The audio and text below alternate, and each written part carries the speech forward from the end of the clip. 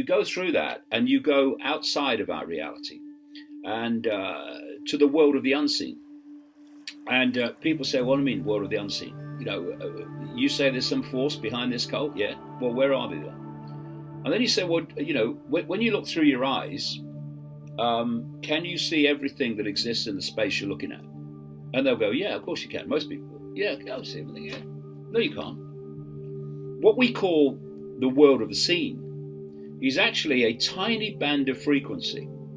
And I mean tiny, so tiny it's laughable. According to mainstream science, the electromagnetic spectrum is 0.005% of what exists in the universe in terms of energy, mass, all that stuff, matter. 0.005%. Some say it's a bit more, but not much, it's tiny. And what we call visible light, which is the only band of frequency that we can see, is a smear of the 0.005%. And that is the extent of the visual world of humans. And we are not seeing a world, we are seeing a band of frequency which our body systems and our senses can decode into a visual, interactive reality. And beyond that band of frequency is infinity. And we can't see it because it's outside our frequency.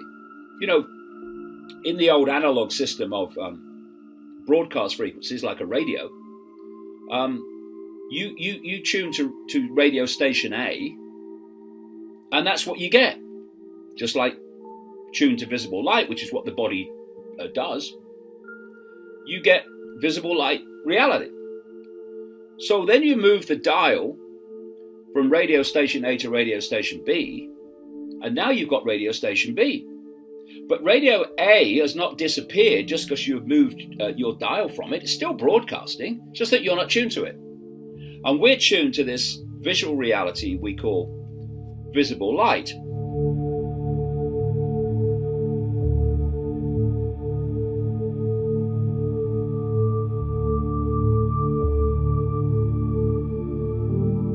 They want the population to think they are their name, their life story, their job, their sexuality, their religion, their race, when they're just experiences. The true I is consciousness, having those experiences. They don't want us to know that, because then we start to think in much more personal power terms and potential terms than I'm just Bill who drives a bus. No, your consciousness having an experience called Bill driving a bus. And the difference between these two worlds is simply knowledge. So they've set up this human world through the laughingly called education system and the media and all the forms of communication, the mainstream ones, to keep people in the dark of all the things that they really need to know to understand what the hell's going on. How do you see yourself? If you self-identify with the labels of the human world alone, I am a man, I am a woman, I am a transgender, I am a this, I am a that, then you see yourselves in limited terms. And you, not only that, you're seeing yourself across a very small potential period of time, the time from cradle to grave, and you're self-identifying with that. Now, within that period, that cycle,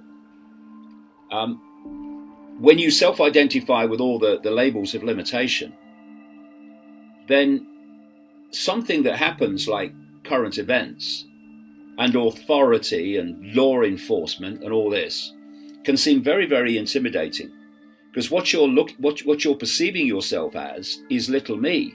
I've got no power. And what's going to happen? What are the consequences of me doing this? That's what happens when you perceive in those terms. But when you self-identify not with that, but with being the consciousness that's having that experience, an eternal, infinite state of consciousness that is ultimately all consciousness. I describe us in a human form, and indeed even outside the human form, although much more expanded, as a point of attention within an infinite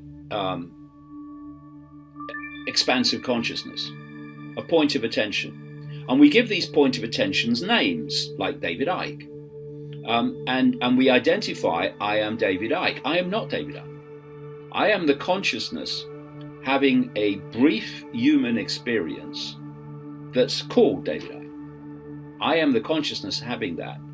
And when I leave this body, that consciousness leaves the body, it leaves the focus of attention that keeps me experiencing and perceiving this narrow band of frequencies, then I won't be David Icke anymore.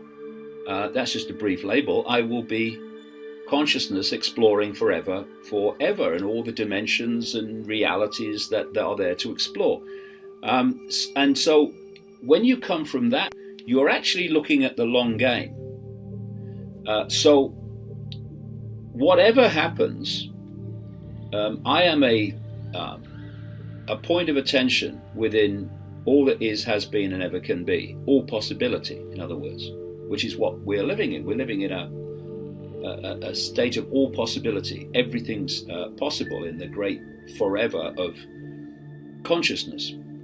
And so the long game says, I'm just having a brief experience called human, and then I'm going to continue my eternal experience. So from that perspective, what happens in terms of consequences in this little period we call human takes on a very different perspective. Suddenly, some bloke in a yellow jacket with a badge on his chest doesn't intimidate you. These things don't intimidate you, because I'm all that is ever and ever can be, having an eternal experience. This is just a brief experience, and you in your law enforcement uniform or your dark suit officialdom is irrelevant to me. I mean, you're just having a brief experience doing that, and then you'll be gone as well. It's a completely different way of looking at the world. And when you're coming from that level, this is the important part. You allow yourself, and it's not about being better than anyone else. It's allowing your mind to expand into greater swathes of consciousness, instead of just focusing your attention all the time on five senses and the labels of the world, of the human world. And when you do that, everything looks different. Your perspective starts to become a panorama instead of a pixel, and you then look at everything in a different way. So when you're coming from that level of open awareness, you do what you know to be right. And most people are not doing what they know to be right because they fear the consequences of doing it. And again, we're back into that. What are the consequences for me? What will law enforcement do? What will the government do? And all that stuff if I do this, if I do what I know to be right.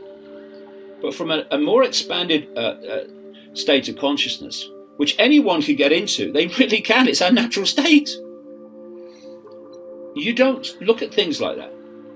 You say, what do I know to be right? Okay, I'm doing it. And you don't let this get in the way and the emotions get in the way and say, well, okay, it's all right doing what you know to be right. What are the consequences of that? You just do it. Because if there's a consequence, well, there's a consequence. But it's just one consequence in a forever of endless eternal experience. So it's no big deal. And so I don't wear masks. I don't social distance. If people want to dart away from me in the street, well, be my guest. Yeah, that's your right. But I'm not frightened of you, so I'm not going to do it.